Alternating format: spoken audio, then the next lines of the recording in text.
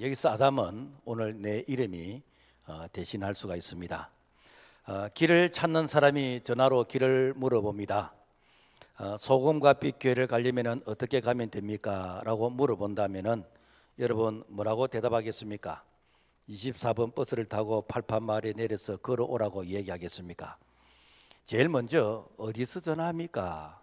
그 위치가 어디지요? 그 주소가 어디지요? 그 주변에 뭐가 보입니까? 라고 하면서 전화하는 그 위치를 확인하고 그 다음에 뭐 택시를 타라든지 아니면 버스를 타라든지 아니면 뭐 걸어오라든지 이렇게 안내를 하게 될 것입니다. 오늘 많은 사람들이 길을 묻습니다. 참 행복의 길, 그리고 축복의 길, 성공의 길, 그리고 구원의 길, 그리고 천국 가는 길을 묻습니다. 이런 자들에게 뭐라고 우리가 안내를 하겠습니까? 열심히 살아라고, 정직해야 된다고, 성실해야 된다고 이렇게 가르치겠습니까?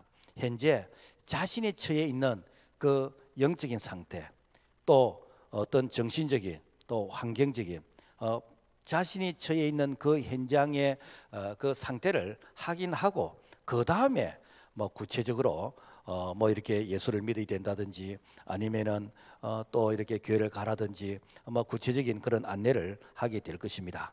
하나님은 첫사람 아담을 구원하기 위해서 아담을 향해서 아담아 네가 어디 있느냐라고 물어봅니다. 이 말은 아담이 어디 있는지 숨바꼭질을 하기 때문에 못 찾아서 아담아 네가 어디 있느냐라고 물어보는 것이 아니고 지금 너는 범죄한 상태다. 너는 지금 죄를 지어서 너는 지금 현재 하나님의 낯을 피해서 숨어 있는데 네가 거기 있으면 안 돼. 너는 빨리 나와야 돼. 너는 나와서 네가 구원의 자리 하나님 앞에서 네가 살아야 돼 라는 그런 메시지가 아담아 네가 어디 있느냐라고 이렇게 아담에게 이게 물어보는 것입니다. 마치 가인이 동생 아벨을 죽였습니다. 이때 하나님께서 가인아 너 동생 아벨이 어디 있느냐라고 물어봅니다. 이거 역시 하나님께서 이 아벨이 어디 있는지 몰라서 묻는 게 아니고 왜 네가 동생을 죽였느냐? 응? 너는 왜 동생을 죽이고도 네가 하나님이 모른다고 생각하고 네가 태연하게 뻔뻔스럽게 네가 있느냐? 빨리 회개하라 라는 그 메시지가 바로 네 동생 아벨이 어디 있느냐라고 물어보는 것입니다. 오늘날 하나님의 낯을 피해서 숨어있는 자들에게 여전히 하나님은 우리에게 묻습니다. 네가 어디 있느냐라고 물어봅니다. 자, 그래서 아담아 어디 있느냐 이 말은 오늘 우리 자신을 향해서 박석하나 네가 어디 있느냐, 네가 현재 있어야 할 자리가 어디인지 네가 아느냐라는 이러한 이 물음이 바로 오늘 우리를 향해서 던져주는 메시지인 것입니다. 그래서 창세기 3장 8절에 동산에 끊이시는 여호와 하나님의 소리를 듣고 아담과 그의 아내가 여호와 하나님의 낯을 피하여 동산 나무 사이에 숨은지라. 자, 아담이 하나님 앞에 있어야 되고 하나님 앞에서 살아야 되는데 지금 동산 나무 아래에 숨었습니다. 그 이유는 바로 죄를 지었기 때문에 그래서 먹지 말라는 이 선악과를 먹은 그 상태가 무엇인가? 바로 하나님의 소리가 두려움이 되는 것입니다. 오늘 우리가 하나님의 음성 듣기를 원하잖아요. 이거는 뭔가 하면은 하나님을 사랑하기 때문에 그래서 하나님과 더 가까이 나가기 위해서 우리가 하나님의 음성을 들으려고 그러거든요. 그런데 이 선악과를 먹은 이 아담과 하와는 하나님의 소리가 두려움이 되어 버렸습니다. 자, 그래서 이 선악과를 먹고 난 이후부터는 하나님과 멀어지게 되는 것이고 하나님의 음성이 두려움이 됐는데 창세기 2장 17절 선악을 알게 하는 나무 열매는 먹지 말라. 너가 먹는 날에는 반드시 죽으리라. 우리가 이제 선악과 그러면은 자꾸만 우리 생각에는 이 선악과가 무슨 독이든 사과일까? 독이든 무슨 석류나무일까? 뭐 이런 어떤 과일을 생각이 되는데 사실은 이게 번역상 선악과 하니까 과일의 어떤 한 종류처럼 느끼는데 실제 히브리의 원어적인 뜻은 선이 무엇인지 악이 무엇인지 지식의 나무이다 라는 그런 뜻입니다. 그러니까 이 선악과를 먹게 되지면은 선이 무엇인지 악이 무엇인지 네가 판단하는데 그 판단의 기준이 무엇인가? 하나님의 기준이 아니고 네가 기준이 되어진다라는 것입니다. 그래서 하나님이 판단하시게 될 그 판단의 영역을 내가 대신 하나님의 자리에 앉아서 이것은 옳은 것이야, 이것은 잘못된 것이야, 이것은 해야 돼, 이거는 하지 않아야 돼. 그래서 그야말로 하나님 없이 독립된 기질, 독립된 의지로 살아가는 이것이 무엇인가? 바로 선악과를 먹은 상태에 나타나는 현상인 것입니다. 그래서 자기가 자신을 향해서 내 똑똑하잖아, 나 경험 많잖아, 내 많이 알아, 그러면서 어떻게 한가? 내 인생은 내 것이니까 내 하고 싶은 대로 해. 이것이 무엇인가? 바로 선악과를 먹은, 즉 이렇게 사탄의 이 유혹과 다스림을 받는 그런 사람의 상태이다라는 것입니다. 그래서 흔한 말로 이 선악과를 선택하게 되지면은 내가 하는 일은 다 이것은 옳은 것이고 로맨스인 것이고 남이 하는 것은 다 잘못된 것이고 이것은 불륜이다 라고 하는 이러한 판단이 바로 선악과를 먹은 사람의 판단이다라는 것입니다. 그래서 선악과는 내가 행복해지기 위해서 먹는 게 아니고 내가 하나님과 동등하게 되고 싶은 그런 교만을 통해서, 그래서 이 선악과는 바로 행복해지는 게 아니라 이거는 불행이다라는 것입니다. 그래서 하나님과 우리 사이에 이 선악과는 절대로 네가 하나님처럼 되려고 해서도 안 되고 네가 하나님의 영역을 침범해서도 안 된다라는 그 경계선이 무엇인가? 이것이 바로 선악과인 것입니다. 마치 우리가 이렇게 차선, 그 중앙선이라는 게 있습니다. 그래 노란 선으로서 이렇게 선을 꺼놨는데 이것은 바로 네가 중앙선을 침범하면은 네가 자유를 누리고 행복해지는 것이 아니라 중앙선을 침범하게 되지면은 네가 불행해지는 것이다.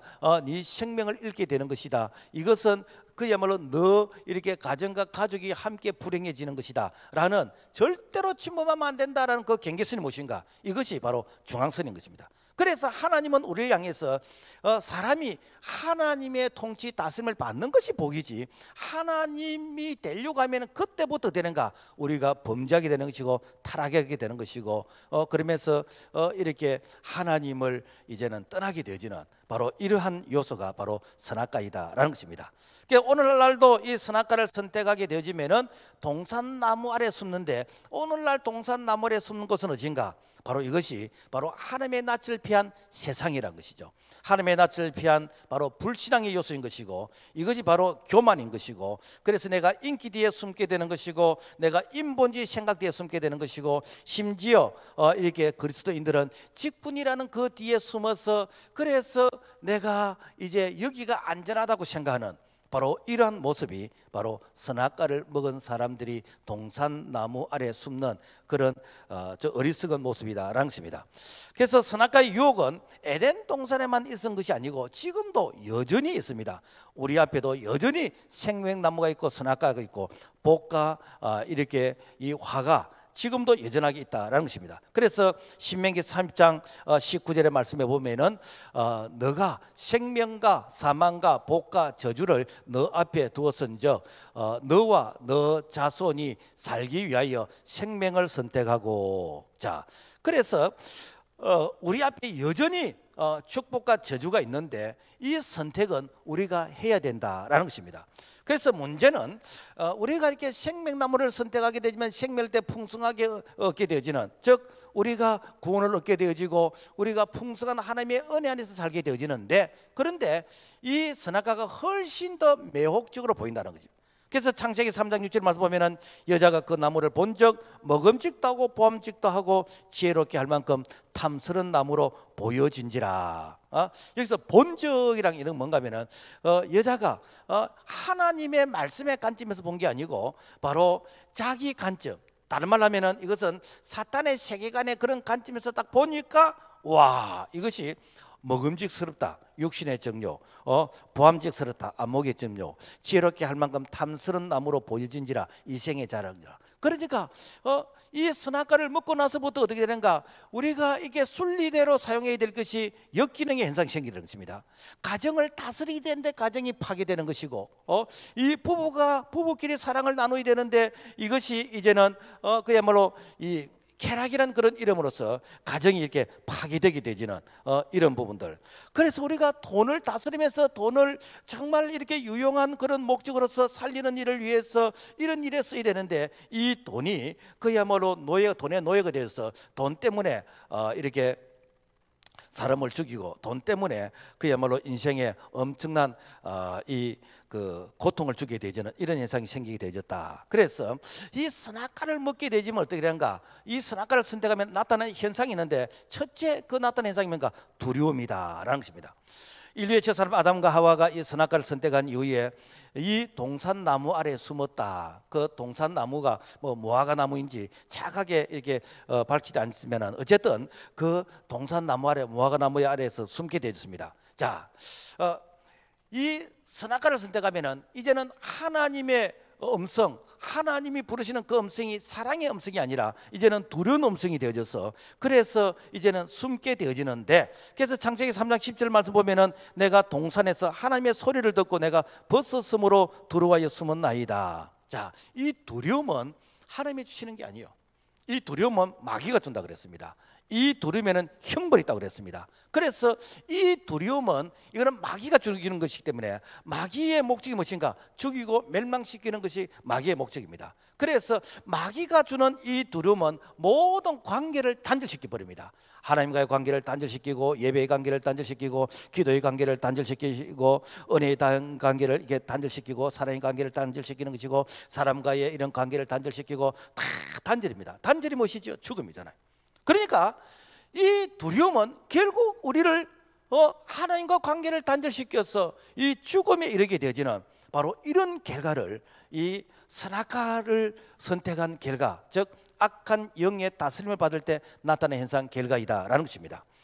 현대의학으로 알려진 질병이 한 3만 가지 정도 된대요. 제가 어느 글에 보니까 이 3만 가지가 되어지는 이 질병 가운데서 치료할 수 있는 질병이 한 5천 가지가 된대요.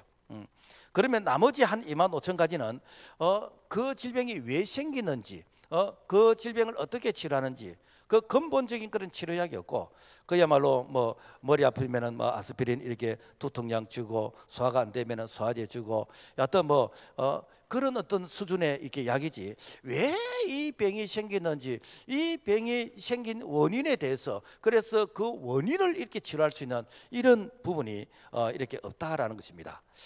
그래서 우리가 뭐 암이 왜 생기는지 사실은 잘 몰라요. 그 원종수 박사 그 강의를 보니까 그 암이 생길 확률이 아주 높은 게 이 흡연과 그리고 스트레스다라고 이렇게 얘기를 합니다.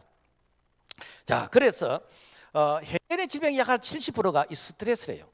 그래서 뭐 불안, 염려, 근심, 걱정, 두려움 이런 것들이 다 스트레스 이런 그 요소들이잖아요. 그래서 이 사람들에게 왜 이렇게 스트레스를 줄까? 그 이유가 뭘까? 이게 바로 두려움입니다.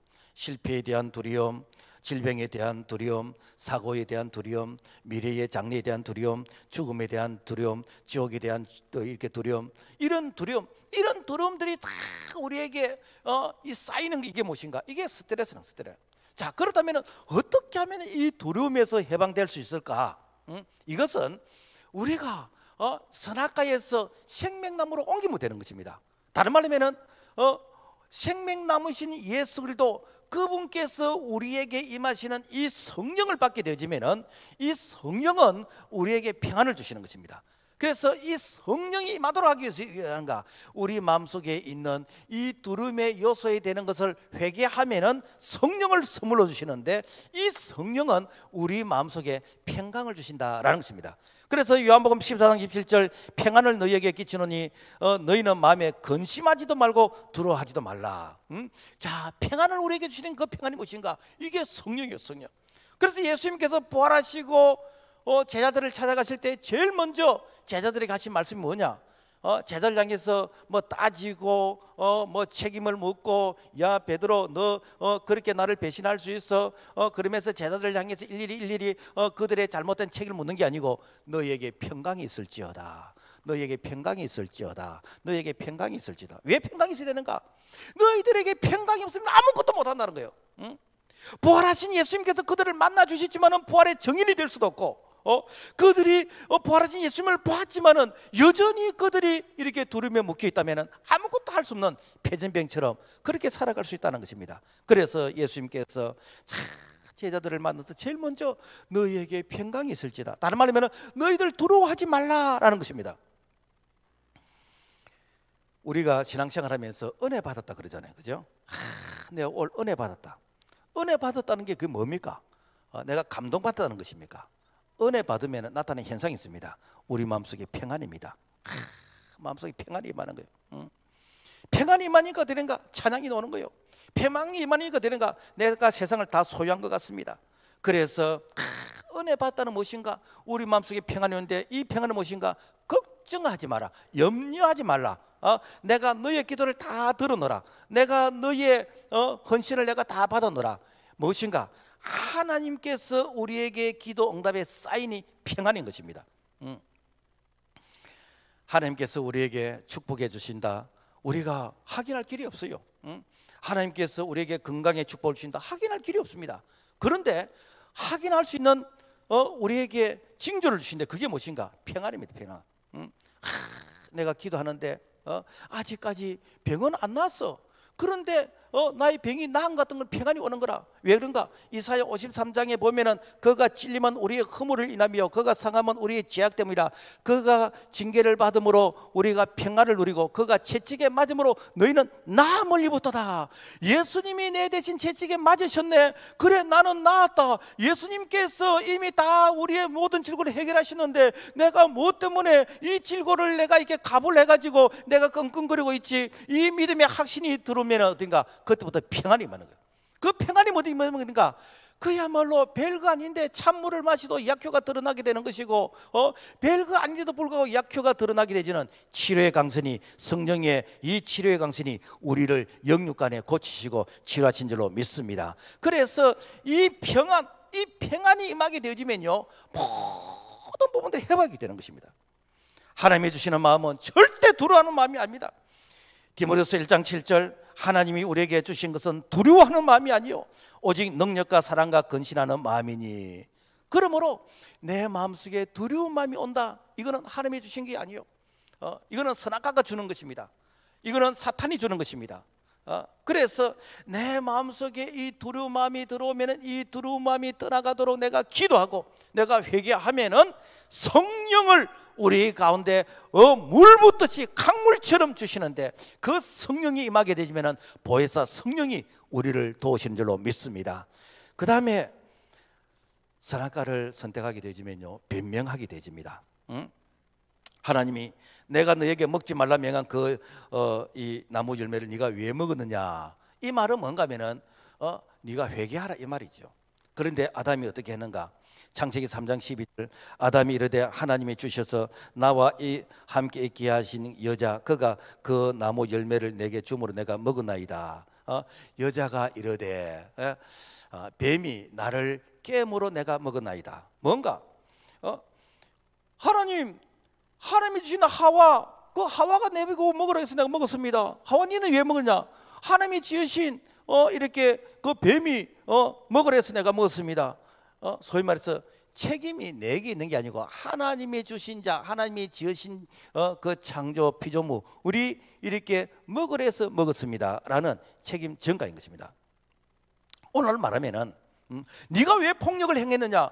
하나님이 저에게 건강 주셔서 제가 힘이 남아서 폭력을 행하지 않았습니까? 네가 왜 외도라고 바람을 피우냐? 하나님이 저를 잘나게 했어. 저에게 인기를 주셨어. 그래서 사람들이 서로 이렇게 사인해달라 그러고 서로 이렇게 밥 먹자 그러고 그래서 제가 이렇게 바람 피운 거 아닙니까? 네가 왜 이렇게 타락했느냐? 하나님이 저에게 돈을 많이 주셨잖아요. 저에게 시간을 많이 주셨잖아요. 그랬고 돈과 시간이 있다 보니까 이게 주체하지 못해서 내가 쾌락에 빠지게 된 거 아닙니까? 여러분 이 얘기 아닙니까? 그러니까 하나님이 주신 이 축복이 선악과를 먹게 되면 이것이 변질돼서 타락하게 되는 것입니다. 오늘 우리에게 믿음을 주셨습니다. 하나님께서 우리에게 일찍 예수 믿게 하셨고 우리에게 재능도 주셨고 우리에게 직분도 주셨습니다. 그런데 하나님이 주신 이것이 선악과에 이렇게 영향을 받게 되면 이것 때문에 되는가? 내가 교만하게 되는 것이고 이것 때문에 변질되게 되는 것이고 이것 때문에 결국 어떻게 되는가? 내게 화가 임하게 된다라는 것입니다. 이런 자에게 하나님께서는 회개하라고 그렇게 하십니다. 만약에 하나님께서 아담아 네가 어디 있느냐라고 이렇게 물었을 때 하나님 제가 잘못했습니다. 제가 양심적으로 찔리네요. 하나님 참 이렇게 먹지 말라 선악과를 제가 먹었는데 제가 잘못했습니다 라고 회개를 했더라면 아마 오늘 우리가 이 원죄에서 해방되었을 것입니다. 시편 103편 8절 보면은 여호와는 긍휼이 많으시고 은혜로우시며 노하기를 더디하시고 인자심이 풍부하시도다. 그리고 시편 103편 12절 보면은 동이 스에서 먼 것 같이 우리의 죄가를 우리에게서 멀리 옮기셨으며 무엇인가 우리가 회개하면은 하나님은 은혜로우셨어. 긍휼이 많으셨어. 노하지 아니하시고 우리의 죄가를 동이 스에서 먼 같이 깨끗하게 옮겨 주신다라는 것입니다. 그래서 하나님은 죄에 대해서 책임을 묻지 않고 회개하지 않은 것에 대한 책임을 묻고 있습니다. 그 오늘날 우리가 사실은 뭐 눈을 뜨고 우리가 귀가 열린 상태에서 우리가 보고 듣는 거 이거 사실은 우리가 다 걸러서 들을 수 없습니다. 마틴 루터가 이런 말을 했잖아요. 하늘을 나르는 새가 날아가면서 내 머리에 똥을 싸는 거 이거 내가 막을 수 없지만은 그러나 내 머리에 앉아서 이 둥지를 트고 여기 알을 낳고 새끼를 치는 거 이거는 내가 막을 수가 있다. 그러니까 우리가 보고 듣고 하는 가운데서 죄가 우리 마음속에 집을 짓고 이 새끼를 치는 거 이거는 회개를 통해서 막을 수가 있는 것이거든요. 그래서 네가 왜 보았느냐 왜 들었냐 거기에 대한 책임보다는 네가 왜 회개하지 않느냐라는 것이 바로 하나님께서 오늘 우리를 향해서 이 묻는 책임인 것입니다. 그 다음에 이 선악과를 이렇게 먹게 되지면요 숨습니다. 영국의 어떤 기자가 고위 정치인들에게 이렇게 전부 다 문자를 보냈습니다. 당신들의 이런 죄가 다 이렇게 발각이 되었으니까 빨리 도망가시오라고 이렇게 문자를 보냈더니 정말 진짜 다 도망가 버리더라. 다 숨어 버리더라. 여러분요 현대인을 향해서 바로 위장의 이런 가면을 쓴 그래서 위장의 문화 또 위장 시대라고 얘기합니다. 그러니까 실질적으로는 내가 이렇게 표정 관리를 하고 이미지 관리를 하지만은 실제 그 마음속에는 그야말로 죄악이 가득한 이런 모습. 그래서 가끔 우리가 농담 삼아 이렇게 그 장녀와 국회의원이 물에 빠지면 누굴 먼저 건져야 되는가? 국회의원을 먼저 건져야 된다. 왜 그런가? 물이 오염되기 때문에 뭐 그런 얘기를 합니다. 뭐 꼭 뭐 모든 국회의원 다 그런 건 아니지만은 정치인들은요 거짓말을 진실처럼 하는 사람을 말 잘한다 그럽니다. 금방 이렇게 들통이 나도 아주 거짓말을 표정 하나 바뀌지 않고 이렇게 이 완벽하게 하려고 애를 쓰는 그런 사람을 향해서 이렇게 말 잘한다 그러고 또 이런 사람을 또 똑똑하다고 하면서 이렇게 근거 없는 이런 이렇게 칭찬을 할 때가 들어 있습니다. 그런데 여러분요 사실은 이 거짓말을 계속해서 반복하게 하게 되면은 거짓말을 또 은폐하기 위해서 거짓말을 대고 그 마음에 평안이 있겠습니까? 여러분 신창원이에 대해서 아는 분들이 참 많습니다. 1997년 이 탈옥수 이 신창원 약 한 2년 반 동안 전국을 다니면서 또 뭐 어디서 반짝했는데 찾으면 또 없어져 버리고 그래서 뭐 귀신같이 나타나고 숨는다 뭐 그런 이 유행어가 있었는데 이 신창원이가 나중에 잡혔습니다. 잡혔는데 이때 신창원이가 무슨 말을 했는가? 이게 참 조금 마이크 잡고 말하기는 좀 이렇게 이 그 쌍스러운 그런 말인데 시자가 들어갑니다. 시 잡히고 나니 되게 기분 좋네. 의외의 말이에요. 그러니까 약 한 2년 반 동안 숨어 다니던 그 마음이 평안하지 않았다는 겁니다. 차라리 잡히고 나니까 되게 편하다는 것입니다. 여러분요 숨어서 산다는 거 이거 여러분요 안 잡혀도 그 마음에 평안이 없습니다. 하나님은 말씀하십니다. 오늘 이 무화과 나무에 숨어 있는 자들 오늘 세상 속에 숨어 있는 자들을 향해서 오라고 말씀하십니다. 이사야 1장 18절 오라 우리가 서로 변론하자 너희 죄가 주홍 같을지라도 눈과 같이 휘어질 것이요 진홍같이 붉을지라도 양털같이 되리라. 오라는 것이 오라는 거야. 너희 죄가 뭐 많든지 뭐 너희 죄가 뭐 이렇게 크든지 상관없이 오라. 오면은 내가 너희의 모든 죄를 다 흰눈보다도 양털보다도 희게 해주겠다. 그래서 우리 주님은 오는 자를 향해서 다 용서해 주시겠다라고 약속하고 있습니다. 자, 그렇다면 오는 것도 여러분요, 이게 시간이 필요합니다. 이게 늦지 않게 돌아와야 됩니다. 우리 인생을 여러 가지 모양으로 이렇게 비유를 하고 표현하고 있습니다. 뭐 우리 인생에 대해서 뭐 나그네이다, 그리고 뭐 이렇게 참 항해하는 그런 모습으로 표현하고 뭐 다양한 모습으로 이렇게 표현하는데, 그런데 우리 인생을 이렇게 마치 그 태엽을 돌리는 그런 백시계와 같다, 이런 표현을 씁니다.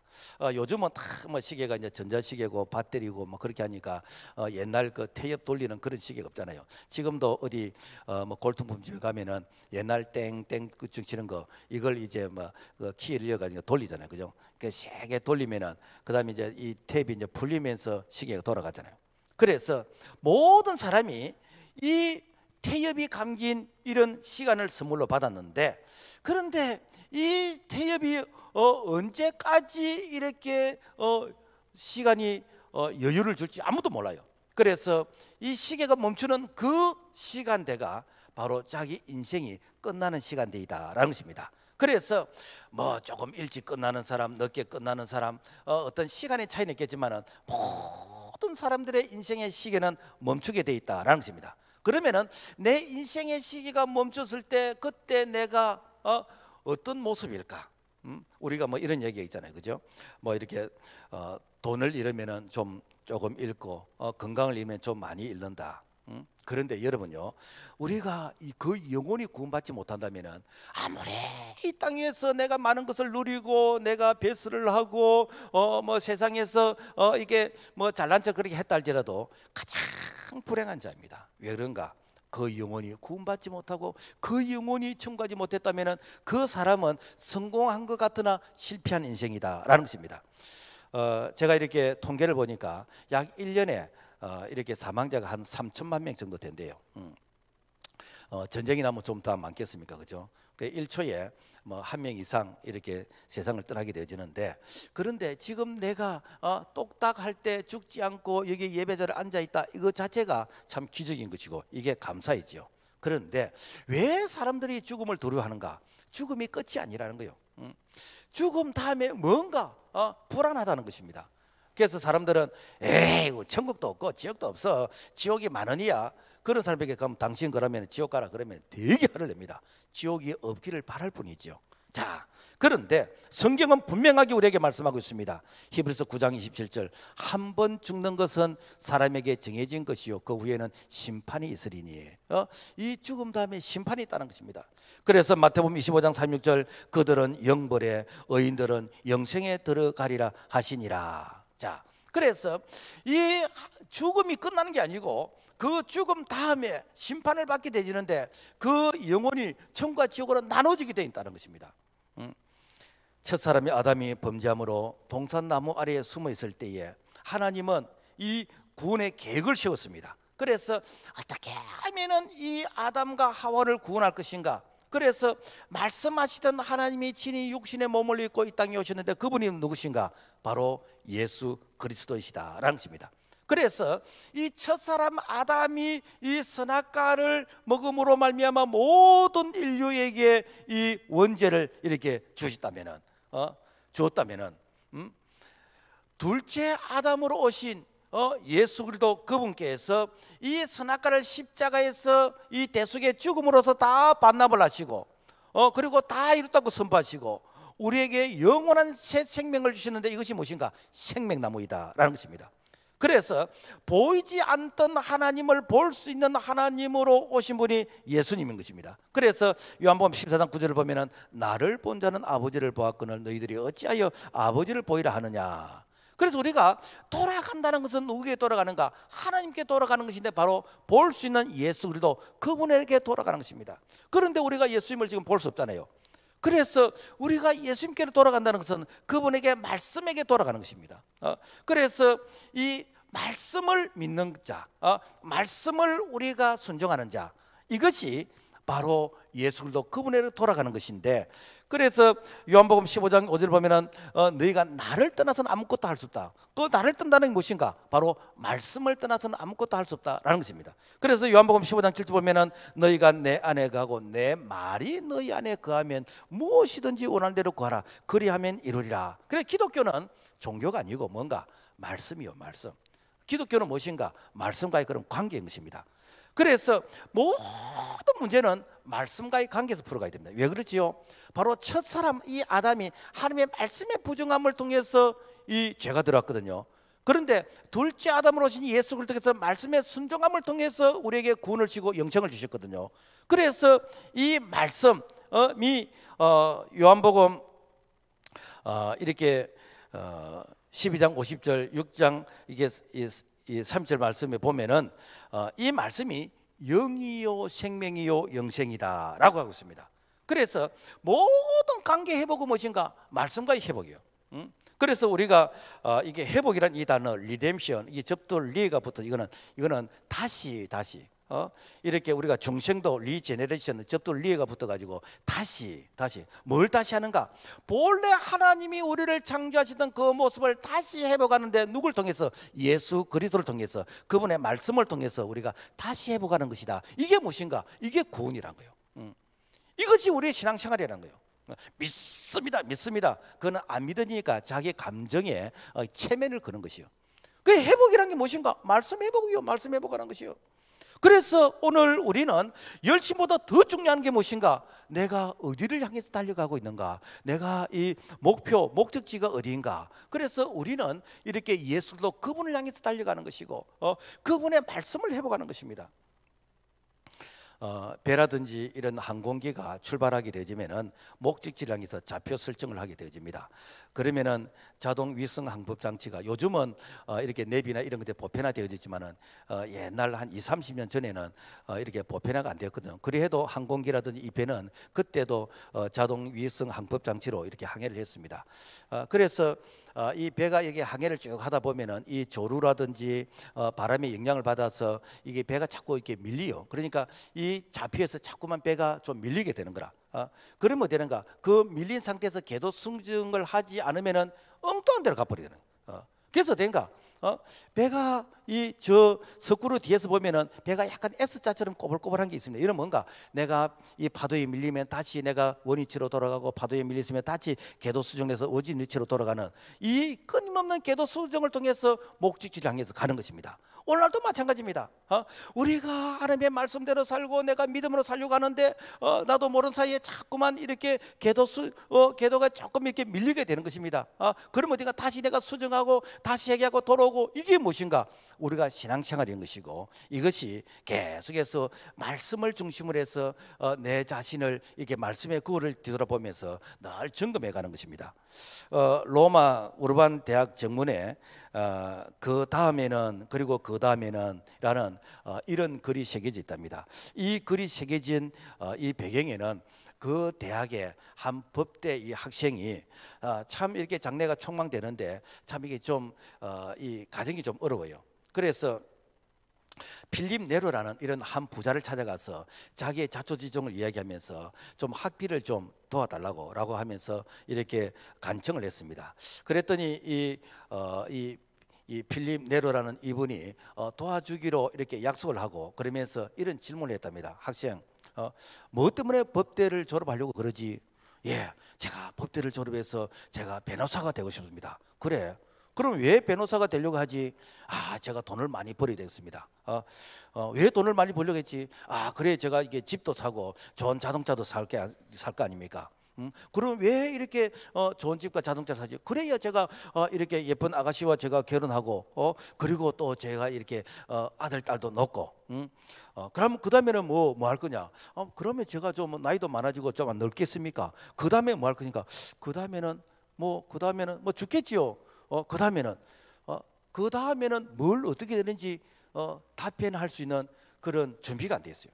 그래서 이 필립 네로라는 분이 이런 얘기를 했답니다. 그 다음에는 죽고 그 다음에는 심판을 받는데 천국과 지옥으로 나눠지게 되는데 자네는 어디로 이렇게 갈 것 같느냐? 그래서 그 말에 참 이렇게 충격을 받고, 그래서 예수를 잘 믿고 그분이 훌륭한 사람이 됐는데 나중에 그 대학에 이렇게 총장이 되었다라는 것입니다. 그래서 총장이 된 이후로 그 대학 정문에 그 다음에는 그리고 그 다음에는 뭔가 많은 젊은이들이 열심히 살려고 애를 쓰기는 쓰는데 그 다음에 뭐가 있는지에 대해서 이 준비가 없이 그냥 열심히만 살려고 그러는 거예요. 오늘 우리는 열심보다 더 중요한 게 무엇인가? 바르게 사는 것이고 바르게 사는 것보다 더 중요한 게 무엇인가? 우리가 어떤 목적지를 향해서 어떤 목표를 향해서 우리가 달려가느냐라는 것입니다. 여러분, 내일은 우리의 영역이 아닙니다. 내일은 아무도 모릅니다. 사실은 태어날 때는 순서가 있지만 이 세상을 떠난다는 것도 아무도 모릅니다. 사람이 어디서 왔으며 무엇 때문에 삶이 어디로 가는지 이것이 사실 철학자들의 그런 질문이잖아요. 그래서 이 질문에 대한 답을 얻기 위해서 많은 분들이 머리를 싸매고 그러면서 뭐 이렇게 철학가들이 자기 이론을 만들어내고 하지만은 그것은 전부 다 그야말로 케이스 바이 케이스입니다. 당신 내 입장 대 보십시오. 다 그야말로 상황에 따라서 달라지는 것입니다. 그렇지만은 우리 예수님께서 여기에 대한 답을 주셨습니다. 내가 길이요 진리요 생명이니 나로 말미암지 않고는 아버지께로 올 자가 없느니라. 예수 그리스도 그분만이 길이고 그분만이 구원이고 그분만이 생명이라고. 정간사 더가 보세요. 다른 길이 없다는 거, 다른 생명이 없다는 것입니다. 예수님만이 오직 유일한 길이라는 거. 왜 그렇죠? 그분만이 우리에게 이 생명나무가 되어주시고 우리에게 생명을 주시기 때문입니다. 우리 하나님이 우리를 부르실 때는 다 준비해놓고 부르십니다. 아담과 하와가 범죄한 이후로 이 무화과 나무를 가지고 옷을 만들었어. 그리고는 이제 자기의 부끄러운 부분을 가렸습니다.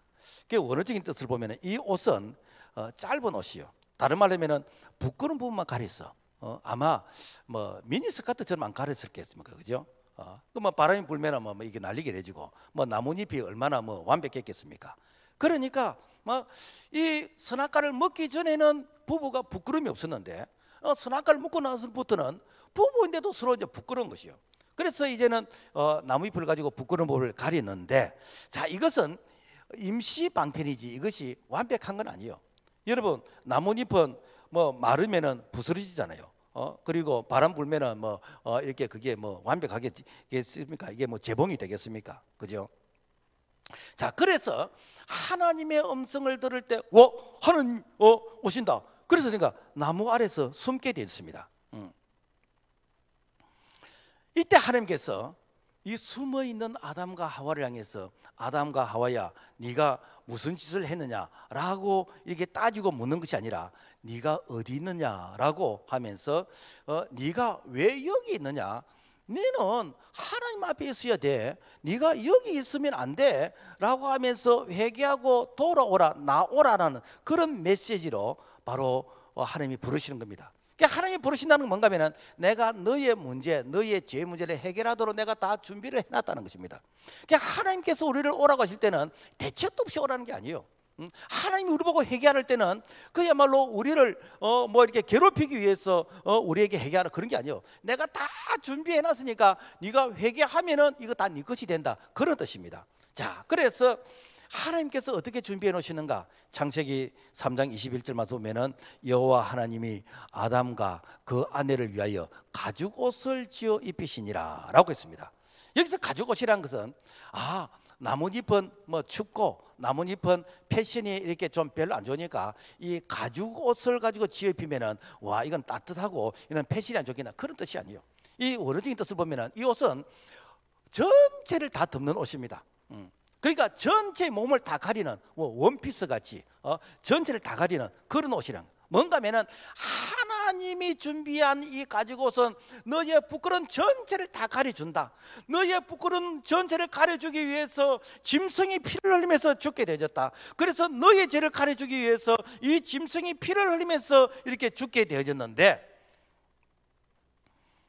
하나님 앞에 나오기만 하면은 내가 너를 이렇게 다 가려주겠다라는 것입니다. 자, 그렇다면은 오늘 우리는 왜 가죽옷을 안 입는가? 전부 다 나이롱 옷을 입고 다 이렇게 있잖아요, 그죠? 왜 가죽옷을 안 입는가? 그 이유는 우리 예수님께서 우리의 죄를 가려주시기 위해서 그분이 어린 양과 같은 희생의 제물이 되어져서 십자가에서 피를 흘리면서 죽으셨어요.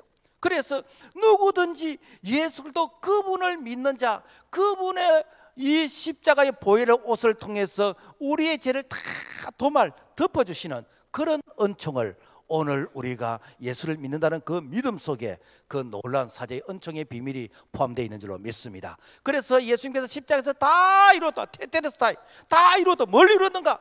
너희들이 아담이 지었던 그 원죄와 그 다음에 후천지 지는 자범죄와 너희들이 앞으로 지을 이런 모든 죄를 내가 십자가에서 내가 죽음으로써 다 갚았다. 그래서 누구든지 십자가 예수 그리스도 그분을 믿게 되어지면은 그분의 보혈의 피가 너희의 모든 죄를 다 또 깨끗이 도말시켜 준다라는 것입니다. 이 얘기가 누가복음 15장에 보면 탕자의 비유에서 나오게 됩니다. 이 탕자가 탕자는 이제 나중에 아들로서의 어떤 그런 그 역할을 잘 못하니까 탕자로 했지. 이제 둘째 아들이 아버지가 돌아가실 때 줄 그 상속의 재산을 좀 일찍 주시면 안 되겠습니까? 사실은 아버지가 돌아가시고 나야 이 자녀가 상속을 받는 것인데 좀 일찍 달라고 그런 거예요. 이거는 어떤 형에 대한 좀 어떤 불신도 좀 있는 것 같고, 또 한편으로는 늘 이게 둘째 아들로 이게 있다 보니까 아버지에게 좀 이렇게 신임도 못 얻고, 그래서 내가 이 돈을 가지고 내가 사업도 하고 장사도 해서 내가 돈을 좀 벌여서 그래서 이 아들로서의 그런 어떤 능력을 좀 보여주고 싶은 그런 생각도 좀 있었고, 그래서 어쨌든 이 돈을 가지고 이게 제가 좀 멀리 가서 한번 멋지게 한번 성공해 보려고 했는데, 돈이 있으니까 친구도 있고 돈이 있으니까 인기도 있고 그랬는데 나중에는 벌지 않고 돈을 자꾸 쓰다 보니까 돈 다 떨어져 버렸어요. 그래서 이 유대인들에게 가장 해모스러운 동물이 돼지입니다. 돼지. 지금도 중동 사람들은 돼지고기 안 먹잖아요. 그래서 가장 저주의 상징이 그 돼지예요. 그런데 이 돼지치는 이 마구간에서 일을 하는데 돼지가 먹는 지엽 열매, 이 지엽 열매는요, 이 열매가 맛도 없습니다. 그래서 성게순례 탐방 가면은 이 지엽 열매라는 것을 이렇게 보여주는데 별 맛도 없어요. 그러니까 이 지엽 열매, 돼지가 먹는 이 사로 지엽 열매도 내가 배를 좀 채워보려니까 이것마저도 부족해서 배를 채우지 못하는. 그 사람이 여러분 춥고 배고프면 잠도 안 옵니다. 그러니까 이렇게 다 밤하늘에 이 달빛을 바라보니까 우리 이렇게 고향의 동네에는 이게 종들도 우리 아버지 집에서 내보다는 행복하겠다.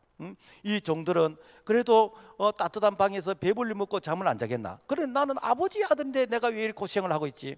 용기를 내서 돌아옵니다. 돌아왔더니 아버지는 이 아들이 나간 이렇게 날부터 이 아들이 오늘이나 내일이나 돌아올 것을 기대하면서 늘 동구 밖에서 이렇게 기다리고 있는데, 자 멀리서 돌아오는 모습을 보니까 완전히 또 거지가 되어가지고 터벅터벅 걸어오고 있는 거예요. 아버지가 달려가서 그 아들을 끌어안고 볼을 비면서 이 아들은 이랬다가 다시 찾은 아들이라 라고 하면서 제일 먼저 목욕을 시키고, 그리고 제일 좋은 옷을 입혔는데, 누가복음 15장 22절 아버지는 종들에게 이르되 제일 좋은 옷을 내어다가 입히고. 여러분 옷은요 그 사람의 신분을 얘기해 줍니다. 학생은 교복을 입잖아요. 교복 입으면 학생이구나. 군복을 입으면 저 사람은 군인이다. 경찰관 경찰복 입으면 저 사람은 경찰관이구나. 옷은 그 사람의 신분을 얘기해 줍니다. 여기서 돌아온 아들에게 제일 좋은 옷이 어떤 옷이었을까? 신행 어떤 유행의 그런 옷이었을까? 아닐 거예요. 그 옷이 무엇인가? 아들이 입던 옷, 아버지 이 집에서 입던 그 아들의 옷, 그 옷을 다시 입히는 것이요. 이 옷이 제일 좋은 옷이라는 거예요. 자, 그래서 이 아들은 그야말로 내 이렇게 친아들이다 라는 것을 옷을 통해서 그 신분을 확인시켜 주는 거죠. 여러분, 오늘 우리가 하나님의 자녀가 되었다는 것은 여러분요 옷을 통해서 신분을 확인해 줍니다. 그 옷이 무엇인가?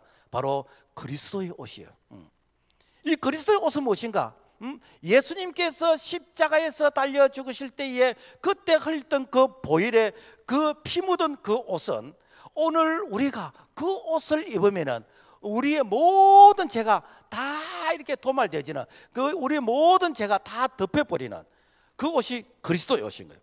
그래서 우리가 예수를 믿은 그 믿음으로 말미암아 우리가 하나님 앞에 나가게 되어지면은 하나님은 우리를 어떻게 보는가? 우리를 의인이라고 보는 거예요. 의인이라고.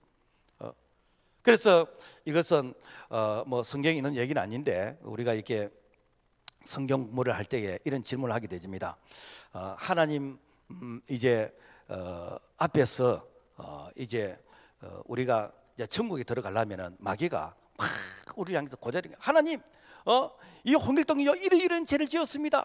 옛날에 이런 죄를 지었고요, 숨어서 이런 죄를 지었고요, 이 못된 짓을 했고요, 그러면서 깨알 같은 이런 제목을 향해서 하나님 앞에서 고발을 합니다. 고발을 합니다. 그러면은 그 제목을 보면은요 그 사람은 천국 못 들어갑니다. 이때에 이 홍길동이가 하나님 제가 예수님을 믿습니다. 제가 예수님을 믿습니다. 예수를 믿는 그 믿음이 무엇인가? 십자가에서 예수님께서 흘리신 그 보혈의 그 피가 묻은 그 세마포 그 옷을 입을 때에 우리 모든 죄가 다 가려버린 거예요. 그래서 하나님은 우리의 그리스도의 그 옷을 통해서 너는 의인이다 라고 우리를 불러주시는 것이요. 그 우리가 이렇게 구원받게 된 것은 하나님이 우리를 어렵다고 칭해 불러주는 거예요. 그럼 실제 죄가 없는가? 죄의 흔적이 많습니다. 흔적이 많지만은 우리가 예수를 믿는 그 믿음으로 말미암아 우리의 죄가 동이 쓰여서만 같이 우리 죄를 깨끗하게 도말시키는. 그래서 하나님은 어떻게 하는가? 우리를 이렇게 예수를 믿는 그 믿음 때문에 우리를 어렵다라고 칭히 그렇게 불러주신다라는 것입니다. 그리고 이 새 옷을 깨끗한 이 옷을 입은 자에게 어떻게 하는가? 잔치를 베풀어 줍니다. 누가복음 15장 23절 보면은 살찐 송아지를 끌어다가 잡으라 우리가 먹고 즐기자. 이게 무엇인가? 바로 이 제일 좋은 아들의 옷을 입은 자, 이 그리스도의 옷을 입은 자는 하나님께서 준비하신 이 말씀의 잔치, 이 천국의 잔치, 하나님께서 언약의 이 축복의 이 잔치에 참여할 수 있는 그런 자격이 주는 것이요. 그래서 오늘날 많은 사람들이 하나님께 복을 받기를 원하는데, 그런데 복의 냄새도 못 맡는 거라, 복의 근처도 못 가는 거라. 왜 복의 근처도 못 가는가? 하나님께 돌아와야 하나님께서 잔치를 베풀어 주시고 돌아와야 우리에게 이 그리스도의 옷을 입혀 주시는데, 내가 떠난 상태에서 마치 이 동산 나무아래에 숨어있는 상태에서 하나님 제 배고프거든요, 하나님 제가 춥거든요, 하나님 제가 이렇게 너무너무 힘들거든요, 야 이놈아 돌아와라 돌아와라, 아담아 네가 왜 거기 있느냐, 하나님은 돌아와야 은혜를 주시는데 자꾸만 떠난 상태에서 달라고 하니까 하나님하고 사인이 안 맞는 거예요. 오늘날도 마찬가지입니다. 돌아와야 하나님이 은혜를 주시는 것입니다. 돌아오지 않고 멀리 있는 상태에서 하나님 왜 나를 도와주시지 않습니까? 왜 나를 도와주시지 않습니까? 왜 내 기도를 들으지 않고 누구는 복을 주는데 왜 나는 이렇게 지지리도 이렇게 힘들게 살아갑니까? 네가 왜 거기 있느냐, 왜 거기 있느냐. 그런 일이 없어야 되겠지만은 혹시라도 자녀가 집을 나가서 집을 나가서 엄마 아빠 내 배고파요, 전화를 합니다. 문자를 보냅니다. 너무너무 추워요, 아들아 돌아와라, 집에 밥도 있고 방도 따뜻하고 다 있다, 돌아와라. 돌아오지 않는 그 자녀에게 여러분 돈을 붙여주겠습니까? 그러면 더 안 돌아오지, 더 안 돌아오지. 우리 하나님은 지금도 이 나무 아래 숨어있는 자들에게 네가 거기서 배고프다 하지 말고, 네가 거기서 네가 아프다고 말하지 말고, 네가 거기서 외롭다고 말하지 말고, 네가 거기서 이렇게 두려워하지 말고 네가 돌아오라, 돌아오라는 것입니다. 우리 예수님께서 마태복음 11장 28절 수고하고 무거운 짐자들 다 내게로 오라 그랬습니다. 주님은 오라고 그랬어요. 그러면서 뭐라고 말씀하시는가? 요한계시록 3장 19절 20절 말씀 보면은 회개하라, 볼지어다 내가 문 밖에서 두드리노니 누구든지 내 음성을 듣고 문을 열면 내가 그에게로 들어가 그와 더불어 먹고 그는 나와 더불어 먹으리라. 무엇인가? 네가 회개하고 네가 이렇게 마음의 문을 열어라. 내가 이 집사를 보낼 테니까 마음의 문을 열어라. 정집사를 보낼 테니까 네가 마음의 문을 열어라. 박집사를 보낼 테니까 마음의 문을 열어라. 그래도 마음의 문을 열지 않으면 내가 환난과 질고와 사고를 통해서 내가 너의 마음의 문에 내가 너를 충격을 주겠다. 너가 빨리 내 마음의 문을 열어라. 이것이 무엇입니까? 이것이 바로 전도인 것이고, 이것이 무엇입니까? 권면인 것이고, 이것이 무엇인가? 바로 메시지의 말씀 아닙니까? 말씀 맺겠습니다. 하나님은 지금도 우리를 부르고 계십니다. 하나님 앞에 있지 않고 지금도 동산 나무리에 숨어 있는 자, 거기서 배고프다 그러고, 거기서 춥다고 그러고, 거기서 외롭다 그러고, 거기서 아프다 그러고, 거기서 힘들다 그런 자들, 아담아, 네가 왜 거기 있느냐? 네가 돌아오라. 내가 돌아오면은 내가 너에게 제일 좋은 옷을 입힐 것이고, 내가 너에게 살찐 송아지를 잡아서 잔치를 할 것이고, 내가 너에게 주기 위해서 내가 준비한 모든 이런 축복이 다 있는데, 돌아오면은 내가 너에게 은혜를 주마라고 하는 이 약속의 말씀, 이 축복의 말씀, 이 은혜의 말씀을 우리 모두가 기억하고 하나님 앞에 나와서 참 하나님께서 약속하신 언약의 축복을 다 받기에 합당한 우리 모두가 될 수 있기를 주님의 이름으로 축복합니다. 하나님 아버지 감사합니다. 참 하나님 앞에 있어야 될 자가 지금 나무 아래에 숨어서 내가 춥다고 배고프다고 내가 고통을 호소하고 있는 자, 지금 하나님 앞에 나와야 될 줄로 믿습니다. 하나님 앞에 늦기 전에 주 앞에 나와서 정말 생명을 때 풍성이 없는 그런 은혜 안에 갈 수 있도록 도와주시옵소서. 예수 이름으로 기도합나이다. 아멘.